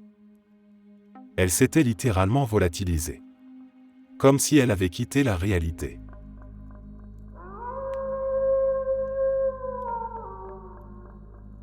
Mon colocataire a trouvé une clé étrange dans sa voiture. Au début, on a pensé que c'était juste une erreur, peut-être une clé égarée par quelqu'un d'autre. La voiture était verrouillée, les fenêtres étaient fermées, et lui n'avait conduit personne depuis plusieurs jours. Pourtant, cette clé était posée là, en plein milieu du siège passager, comme si elle avait été déposée juste avant qu'il monte à bord. À y réfléchir, je me suis dit que parfois, des objets perdus ont une manière étrange de réapparaître dans des endroits totalement aléatoires. Peut-être que quelque part, dans une ville à l'autre bout du monde, quelqu'un avait perdu cette clé.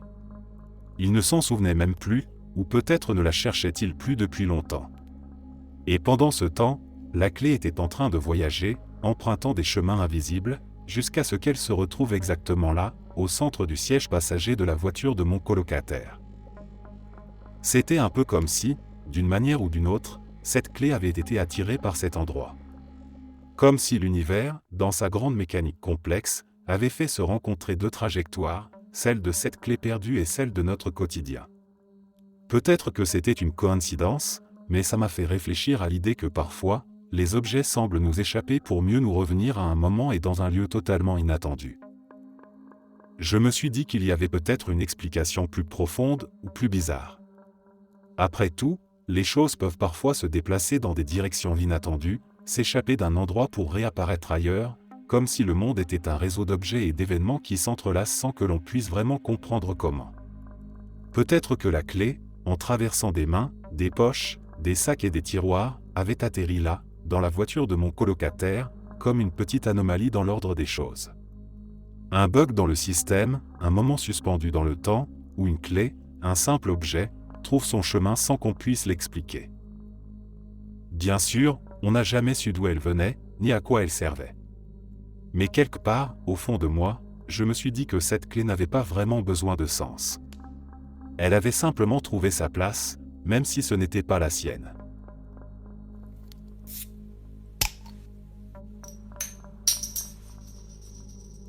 Été 2003, montagne des Adirondacks du Nord, près du lac Saranac. Il était environ 19h lorsque, avec un groupe d'amis, j'ai été témoin d'un phénomène totalement étrange dans le ciel. L'objet que nous avons vu était d'une couleur noire mat, d'une forme triangulaire. Il mesurait environ 25 à 30 mètres de large et se déplaçait lentement au-dessus d'un lac, à environ 10 mètres au-dessus des arbres. Ce qui frappait immédiatement, c'était qu'il ne produisait absolument aucun bruit. Aucun moteur, aucune hélice, aucune vibration, rien. Il n'y avait ni marque visible, ni lumière clignotante. Il semblait presque irréel.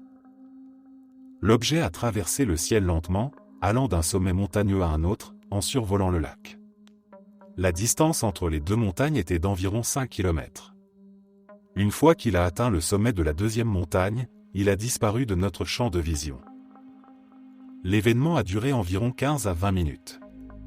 Pendant tout ce temps, nous n'avons pas pu bouger. Nous étions là, comme figés, et un sentiment de terreur irrationnelle nous a envahis. C'était comme si nos corps ne nous obéissaient plus. Je voulais m'enfuir, courir jusqu'au camion et partir loin de là, mais je n'arrivais pas à bouger. C'était comme si mon esprit et mon corps étaient paralysés par la peur.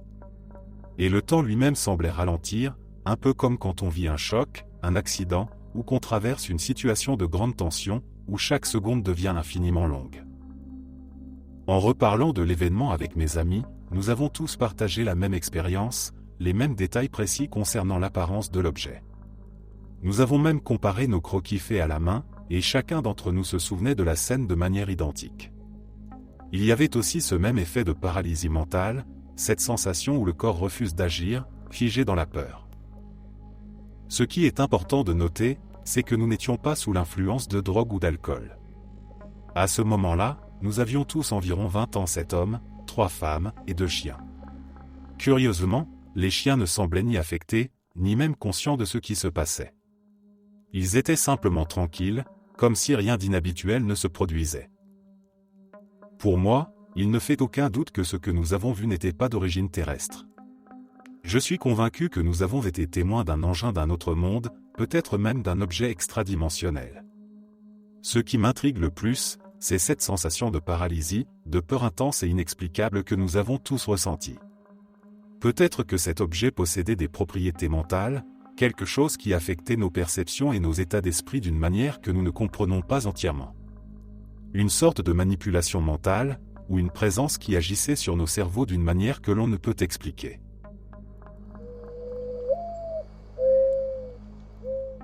J'étais arrêté pour la nuit dans un relais routier isolé, à environ 60 miles à l'est d'El Paso, au Texas. C'était un endroit perdu au milieu du désert. Seules les pompes à carburant et le magasin étaient éclairés, tandis que le parking pour les camions était plongé dans l'obscurité, à moins que des phares ne soient allumés.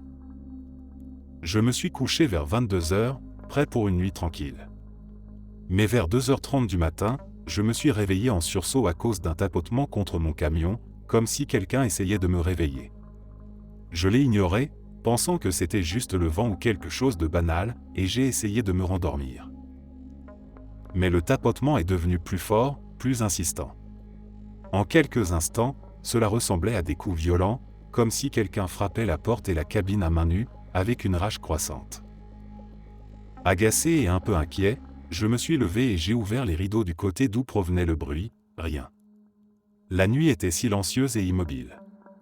Je me suis précipité vers l'autre côté et ouvert les rideaux, toujours rien. Pas un camion garé près du mien. Pas de traces de pas dans la poussière du désert. Les poings serrés par l'adrénaline, j'ai enfilé mes chaussures, saisi ma machette et ma lampe torche, et suis sorti pour comprendre ce qui se passait. Mais il n'y avait absolument rien. Pas de traces humaines. Pas d'empreintes animales. Rien, juste le silence étouffant du désert. Je suis remonté dans mon camion, le cœur battant. J'ai allumé les feux de position latéraux pour éclairer au maximum autour de moi. Puis, j'ai verrouillé les portes, passé les ceintures de sécurité autour des poignets et les ai bouclées pour ajouter une couche de sécurité supplémentaire. Je me suis recouché, mais le sommeil était loin. Chaque bruit du vent semblait chargé de menaces. À 6h30, au lever du soleil, je suis descendu pour prendre un café et un petit déjeuner dans le magasin du relais. À l'intérieur, quelques autres chauffeurs discutaient, et ils avaient vécu la même chose que moi cette nuit-là. Des coups violents sur leur cabine. Personne n'avait d'explication. Aucune empreinte, aucun signe de présence humaine ou animale. Je n'ai pas cherché à en savoir plus. J'ai terminé mon petit déjeuner et ai quitté cet endroit aussi vite que possible.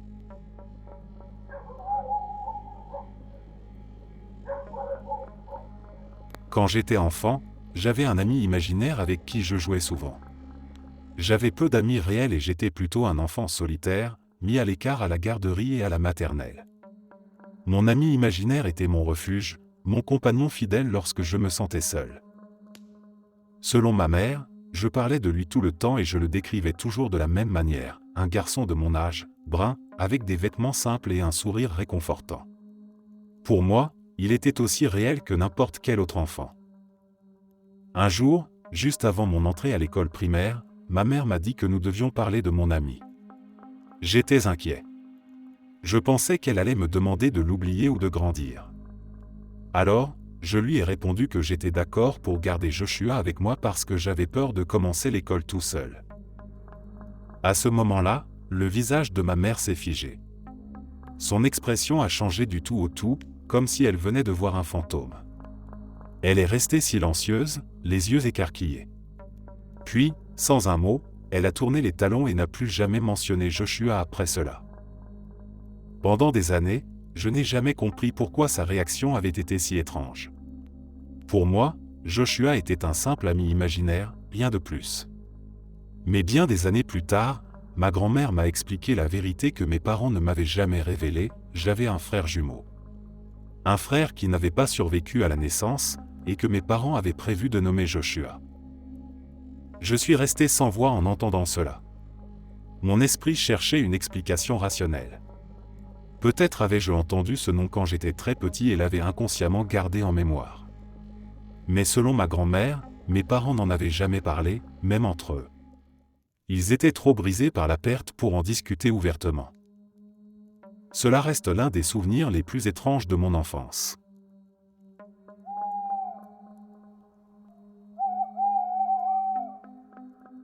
Récemment, une nuit comme les autres, j'étais confortablement installé sur mon canapé, regardant distraitement une série.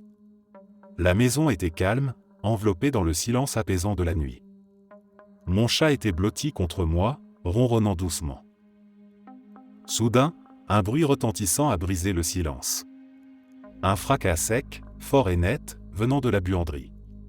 Mon chat s'est redressé d'un bond, ses oreilles pointées vers la porte, les yeux grands ouverts. Mon sang n'a fait qu'un tour. Le bruit ressemblait à quelque chose de lourd qui tombait, peut-être un balai ou une des grandes boîtes en plastique que je garde dans cette pièce. Je déteste déjà cette buanderie en temps normal. Elle est sombre et exiguë, avec cette vieille porte à cordes menant au grenier. Rien que de penser à cette trappe suspendue au plafond, prête à s'ouvrir sur l'inconnu, me donne des frissons. Mais à cet instant, l'idée de ce qu'il pouvait y avoir là-haut me paralysait complètement. Je savais que je ne devais pas faire comme dans ces films d'horreur où le personnage principal se lève stupidement pour aller voir ce que c'était. J'ai décidé de rester là où j'étais. Figé sur mon canapé, je ne bougeais pas, le regard rivé sur la porte de la buanderie, comme si quelque chose allait surgir à tout moment. Mon chat non plus ne bougeait pas, comme s'il partageait mon inquiétude. Les minutes se sont transformées en heures. Mon cœur battait encore fort, mais aucun autre bruit ne s'est fait entendre. Finalement, l'épuisement a pris le dessus et je me suis endormi, non sans garder un œil semi-ouvert vers cette fichue porte. Le lendemain matin, à la lumière du jour, je me sentais un peu plus courageux, même si une partie de moi voulait tout simplement ignorer ce qui s'était passé. Mais la curiosité a fini par l'emporter. Armé de mon téléphone en guise de lampe de poche et d'un peu de courage retrouvé, je me suis lentement dirigé vers la buanderie. J'ai pris une profonde inspiration avant d'ouvrir la porte. La pièce était exactement comme je l'avais laissée. Les deux balais étaient toujours appuyés contre le mur, droits et stables. Les boîtes en plastique étaient empilées proprement, sans aucun signe de chute ou de mouvement. Pas un seul objet n'avait bougé. J'ai scruté chaque recoin de la pièce, vérifié sous l'étagère et même jeté un coup d'œil vers la trappe du grenier. Tout semblait normal, terriblement normal. Je suis resté là un instant, tentant de rationaliser l'incident. Peut-être un bruit venant de l'extérieur ? Mais il n'y avait pas de fenêtre dans cette pièce. Peut-être le vent ? Impossible, car la maison était complètement fermée. Je n'ai toujours aucune explication pour ce qui s'est passé cette nuit-là. Je préfère ne pas trop y penser.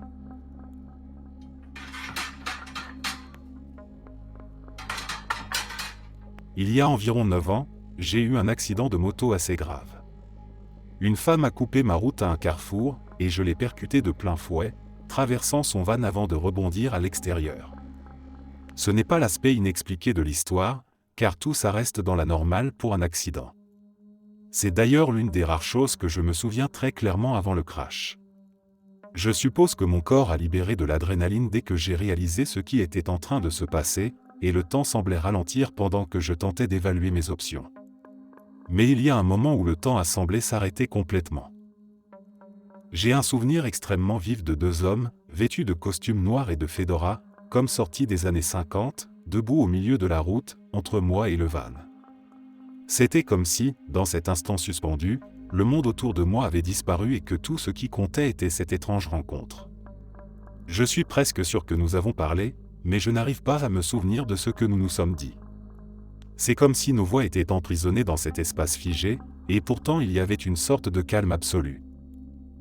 Puis, tout à coup, le temps a repris et la réalité m'a frappé de plein fouet. J'ai percuté le van. Je n'ai aucune idée de ce que c'était ou de ce qui s'est réellement passé dans ce moment suspendu.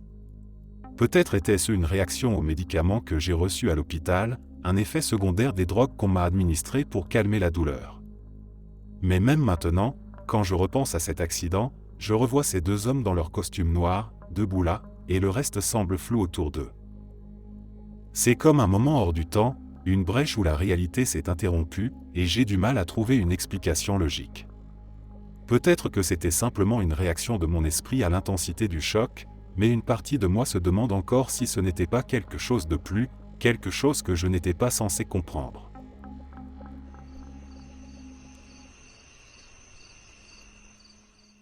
Il y a environ 10 ans, j'avais 17 ans à l'époque, et dans la maison où j'ai grandi, quelque chose s'est produit qui défie toute logique. J'avais un cadre photo en verre soufflé à la main, assez lourd et orné, qui trônait sur ma commode dans ma chambre. Ce cadre contenait une photo de moi et de ma mère. Un jour, j'étais seul à la maison, et j'avais passé la majeure partie de la journée dans ma chambre à trier du linge et à nettoyer un peu. À un moment donné, je suis allé chercher une autre charge de linge à ramener dans ma chambre. En entrant, j'ai remarqué que le cadre était posé à l'envers sur la commode, ce qui m'a paru étrange. Je n'avais rien entendu tomber, et comme je l'ai dit, ce cadre était assez lourd en verre. Alors je me suis approché pour le ramasser, mais en le touchant, j'ai vu que la photo à l'intérieur était complètement à l'envers. Le cadre était conçu pour se tenir dans un seul sens, ce n'était pas un cadre qui pouvait être retourné par accident, il y avait un support fixé d'un seul côté. C'était comme si quelqu'un avait délibérément retiré la photo, l'avait tournée, puis l'avait remise à sa place. Mais comment ? J'étais seul chez moi, personne d'autre n'avait pu entrer dans la pièce. Je me suis figé. Plusieurs scénarios sont passés en boucle dans ma tête en quelques secondes, mais aucun ne semblait rationnel. Peut-être que je l'avais fait inconsciemment en nettoyant la pièce ? Impossible, je n'aurais jamais mis la photo à l'envers sans m'en rendre compte. Et même si j'avais fait une erreur en manipulant le cadre, il n'aurait pas pu se retourner tout seul comme ça. J'étais totalement perdu. Un frisson m'a traversé l'échine. Ce n'était pas possible, ce cadre n'aurait pas pu se retourner par lui-même, et encore moins la photo être retirée et remise à l'envers. J'étais complètement seul, il n'y avait aucune explication logique. Le temps d'une fraction de seconde, j'ai eu l'impression que la pièce elle-même était devenue étrange, comme si la réalité se tordait autour de moi. Le stress m'a envahi.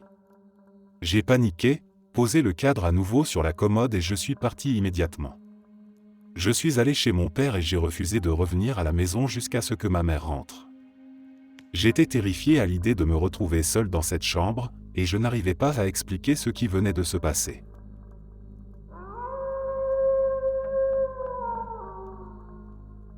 Lorsque j'avais environ 8 ou 9 ans, c'était la première fois que mes parents me laissaient seul à la maison.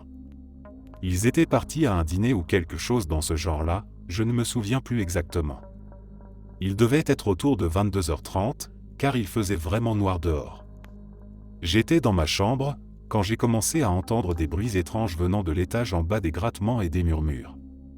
Au début, je pensais que c'était mon imagination, mais les sons devenaient de plus en plus intenses, comme si quelque chose de plus sombre était en train de se produire. J'ai alors ouvert ma porte et suis sorti de ma chambre. Les grattements s'intensifiaient et les murmures se faisaient de plus en plus clairs, comme si quelqu'un ou quelque chose était là, juste à l'étage en dessous. Ce qui me frappait le plus, c'était que la maison était presque plongée dans l'obscurité, et je n'avais pas allumé toutes les lumières avant que mes parents ne partent. J'ai allumé l'interrupteur dans le couloir et, à cet instant précis, les bruits ont cessé, comme si tout s'était figé d'un coup. Je me suis approché du haut des escaliers, et là, j'ai vu quelque chose qui ne ressemblait pas à une simple illusion. Une main énorme, avec des doigts bien trop longs et des ongles énormes, s'est tendue autour du coin, comme si elle m'appelait d'un geste de la main. L'atmosphère était glaciale, et cette main n'était pas humaine, c'était comme si elle venait d'une autre réalité. Ma réaction immédiate a été de courir dans ma chambre et de me cacher dans le placard, tremblant de peur. Lorsque mes parents sont finalement rentrés à la maison, j'ai dû redescendre, mais ce qui m'a encore plus perturbé, c'était de voir des marques de griffures sur le plafond et les murs juste sous ma chambre. Je leur ai demandé s'ils avaient eu quelqu'un d'autre à la maison, mais ils ont assuré que non. J'ai essayé de leur expliquer ce que j'avais vu, mais je savais que ça avait peu de chances de leur sembler crédible. Je pense que j'ai interagi avec quelque chose qui ne fait pas partie de notre réalité principale.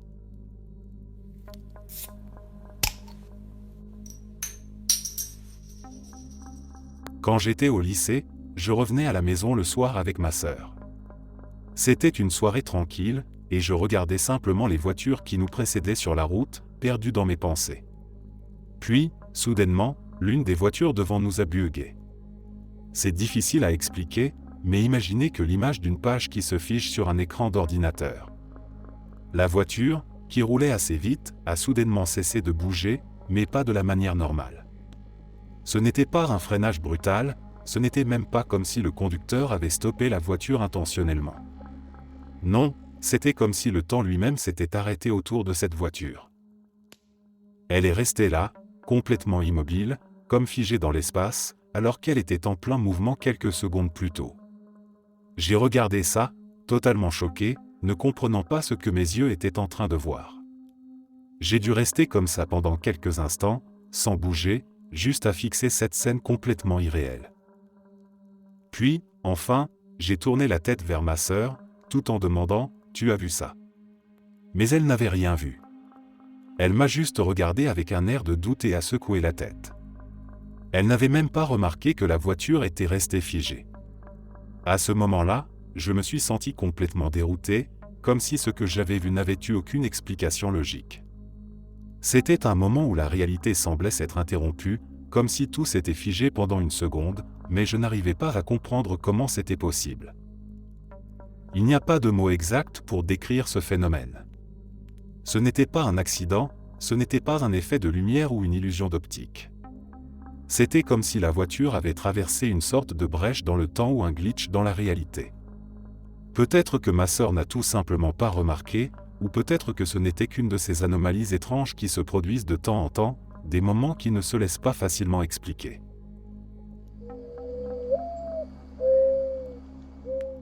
Il faisait froid ce soir-là, l'air sec, mordant, comme si l'hiver décidait de se rappeler à mon souvenir en pleine nuit. J'étais dans ma voiture, seul, sur l'autoroute déserte, après une longue journée de travail. La fatigue me gagnait, mais ma seule pensée était de rentrer chez moi, poser mes affaires et retrouver mes potes pour une bonne partie de FIFA. C'était tout ce qui comptait à ce moment-là. Je voulais juste que les kilomètres défilent rapidement, qu'une heure passe sans que je m'en rende compte, histoire d'être enfin chez moi, à l'abri, devant l'écran. La voiture roulait tranquillement, les phares perçaient à peine l'obscurité, et le moteur ronronnait comme une mélodie familière. Il n'y avait personne sur l'autoroute, à part moi et ce silence hivernal. Le paysage défilait dans l'ombre, les arbres bordant la route ressemblaient à des silhouettes figées, comme si tout était suspendu. Je n'avais aucune idée de l'heure qu'il était, je pensais juste à ma soirée à venir. Et puis, sans prévenir, un bruit étrange. Un grincement, un clac, suivi d'une sensation incompréhensible, le volant a tourné brusquement vers la droite. Pas une petite déviation, non, carrément un mouvement net, comme si une main invisible était venue saisir le volant de l'autre côté. Tout est arrivé si vite que j'ai à peine eu le temps de réaliser ce qui se passait. C'était comme si quelqu'un m'avait pris le contrôle de la voiture, comme si la direction était soudainement changée de force. Je n'avais rien touché, il n'y avait pas de problème mécanique, pas de panne. Le volant, là, dans mes mains, avait littéralement changé de direction. Mon instinct a pris le dessus, et j'ai redressé la voiture d'un coup sec, le cœur battant. Si je n'avais pas réagi, j'aurais probablement fini dans le fossé ou contre la barrière de sécurité, mais heureusement, je suis parvenu à revenir dans ma voie à temps. Mon souffle était court, j'étais figé par l'adrénaline. J'ai ralenti en m'installant sur le bas-côté. C'était comme si mon esprit refusait d'accepter ce qui venait de se passer. J'avais du mal à comprendre. Qu'est-ce qui avait bien pu provoquer ça ? Une défaillance du système de direction ? Non, ça n'expliquait pas cette sensation de force extérieure. Et puis je n'avais rien vu, rien entendu. Je n'étais pas sûr de rien, mais j'étais certain d'une chose, quelque chose de bizarre venait de se passer. Je venais à peine de reprendre mon calme qu'un flash de lumière m'a frappé dans le rétroviseur. Une voiture. En sens inverse. Elle fonçait à toute vitesse sur la voie où j'étais juste avant. Je n'ai pas eu le temps de réagir, mais mon cœur s'est arrêté. Si je n'avais pas repris le contrôle du volant, j'aurais été exactement sur sa trajectoire. Elle m'aurait percuté de plein fouet, aucune chance de l'éviter. C'était un miracle. La voiture m'a frôlé à une vitesse folle, comme si elle n'avait même pas ralenti, disparaissant dans la nuit noire. J'ai regardé en arrière, mais tout ce que je voyais, c'était la ligne continue de l'autoroute, vide et froide. C'était comme si le temps s'était figé, et je me suis retrouvé là, seul, les mains moites sur le volant, les yeux écarquillés. Je me suis rangé sur le bas-côté, le souffle court, encore sous l'emprise de ce qui venait de se passer. Je n'avais pas d'explication. Je n'avais pas la moindre idée de ce qui venait de m'arriver, mais je savais qu'il m'avait manqué quelques secondes, une fraction de seconde même, pour que ce soir soit le dernier. Si cette main invisible n'était pas apparue, si je n'avais pas eu cette réaction instinctive, je ne serais sûrement pas là à raconter cette histoire. J'ai mis le clignotant, démarré à nouveau, mais cette fois-ci, je ne pouvais pas m'empêcher de jeter des regards nerveux dans le rétroviseur, comme si la voiture allait surgir à nouveau de l'obscurité. Il était grand temps de rentrer chez moi. De retrouver la chaleur de mon salon, de tout oublier, de plonger dans le confort de la routine, même si, au fond de moi, je savais que cette nuit-là, quelque chose de bizarre s'était produit. Merci d'être resté jusqu'à la fin. N'oubliez pas d'aimer la vidéo, de vous abonner et de partager vos propres histoires en commentaire. On se retrouve demain à la même heure devant ce feu.